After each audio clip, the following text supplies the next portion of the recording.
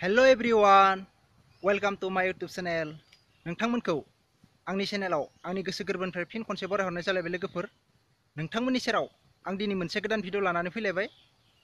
नोंथांमोना आंनि भिडिअखौ जोबजासे फारि फारि नायलांगोन होननानै आं आसा खालामबाय। थुदो बिदिब्ला आं दिनैनि भिडिअखौ नोंथांमोननो फारि फारि देखायलांबाय थानोसै, नोंथांमोना नायलांबाय थाबानो जाबाय। लोगोफोर आं दा मेदा बाजाराव थांनो ओंखारदों दिनै। नोंथांमोना नायलांबाय थाबानो जाबाय। आं दा न'निफ्राय ओंखारबोबाय, नै लामायाव दंफैयो आं दा। नोंथांमोना नायलांबाय थाबानो जाबाय, आं हानायमानि देखायलांबाय थागोन। लोगोफोर आं दा थांगासिनो। नै बेयो जों गामिनि सुवेल, बे सुवेलाव मोनफैबाय आङो।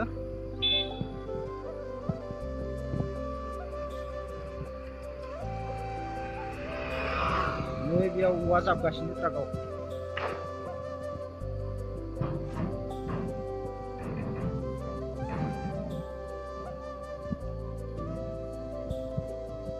नै जों गामिनि फिल्ड लोगोफोर, बल फिल्ड।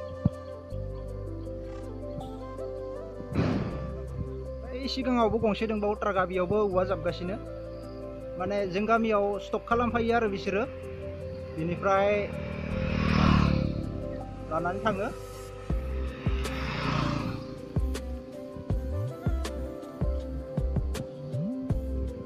आं दा थांगासिनो लोगोफोर, नोंथांमोना नायलांबाय थाबानो जाबाय। बेयावबो जाबगासिनो औवायानो।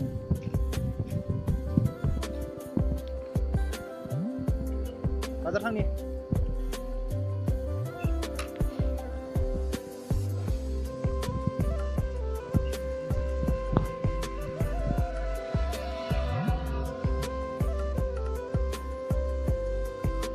बहा थांनो दे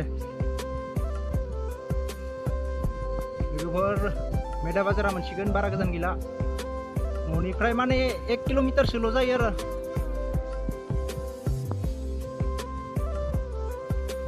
बे दलंआनो जों गामिनि सिमा। लोगोफोर आं दा फाइनेलि मेदा बाजाराव मोनफैबाय। नोंथांमोना नायलांबाय थाबानो जाबाय। आं गामिनिनो सासे बिनानाव जानाय दोङो, बेयाव दख'ना दखान होयो। दख'ना फालि बायदिसिना देखायगोन आङो लोगोफोर, नोंथांमोना नायलांबाय थाबानो जाबाय। बे माथानि गोदान मडेल ना? मा नाम इनि नामा? मास्रास माइदि। ओमफ्राय बेलाय साइदफारि, बेबोलाय? ओमफ्राय नैयो फेस मास्रास होनो लोगोफोर, गेस। नै बेयो गेस मास्रासनो, बे गांथामा गोदान मडेल फैदों। आरो नै बेयो रलेक्स गोनां। मा नाम बिनिया? मा नाम? केसा पाट होनो बेखौ लोगोफोर। ओमफ्राय बेफोरलाय? बेयाव बेखौ बायब्लाथाय फालि मोनो लोगोफोर। ब्लाउसबो मोनो नामा? ब्लाउस गैयानो। माने गासैबो गोदान गोजाजोब आरो फुजानि थाखाय लाना फैदो बिनानावा। ओमफ्राय बे मा? बेयो माइदिनि मास्रास। ओमफ्राय नै गोदान मडेल बिदन। नाय लोगोफोर, मा होनगोन इखो, ग्राफ गोनांलै नै।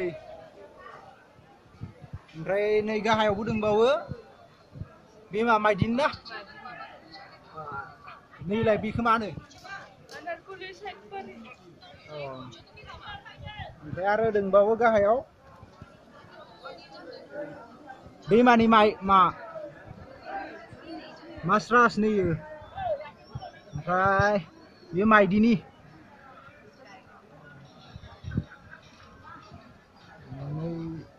गोबां दोङो दख'नाया लोगोफोर, नोंथांमोना फैनानै बायफैनो हागोन मेदा बाजाराव।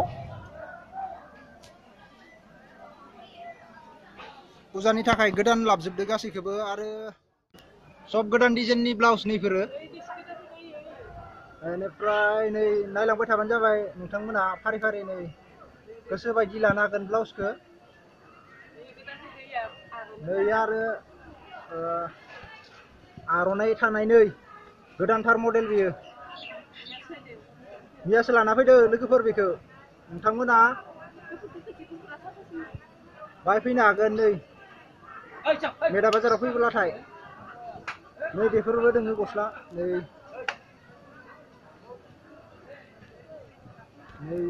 आरो दंबावो गाहायाव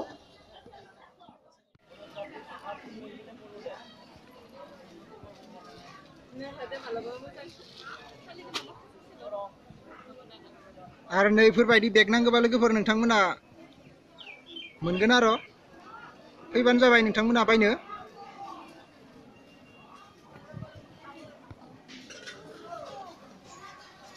नैबेयाव आरो ब्लाउस गस्लाफोर दोङो आरो जों उनजोंहाय दंबावो आरो नै थफ्लायावबो दंबावो नोंथांमोना मेदा बाजाराव फैबा नायफैबानो जाबाय गोसो बायदि लानो हागोन नै लोगोफोर दखनानि बेपारिया बेनो बिनानावखौ आइथाबारियावबो लोगो मोनगोन आरो बरमायावबो लोगो मोनगोन आरो मसलपुरावबो लोगो मोनगोन मेदायावथ' आरो बुधबार आरो सनिबाराव लोगो मोनखागोन नोंथांमोना जेरावखि थाङा मानो बे मोनथाम मोनब्रै बाजाराव बिनि दखनाफोरखौ बायबानो जाबाय आंनि साबस्क्राइबार लोगो नोंथांमोना दखना बायब्लाबो फालि बायब्लाबो आंनि मुंखौ बुङोब्ला एसेबाबो खम बेसेनाव मोननो हागोन मोनगोन ना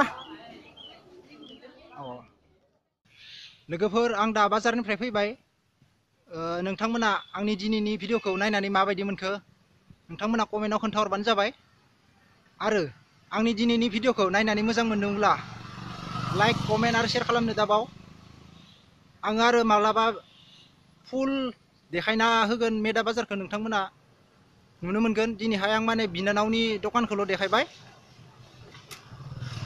लोगोफोर नोंथांमोना आंनि चेनेलखौ जाय दासिमबो साबस्क्राइब खालामाखै नोंथांमोनाबो साबस्क्राइब खालामनानै होदो थाबैनो आंनि बेफोरबायदि भिडिअखौ नायबाय थानो थाखाय अब्ला आं दिनैनि भिडिअखौ बेखिनियावनो फोजोबनोसै लोगोफोर नेक्स्ट भिडिअ थाबैनो लोगो मोनफिनगोन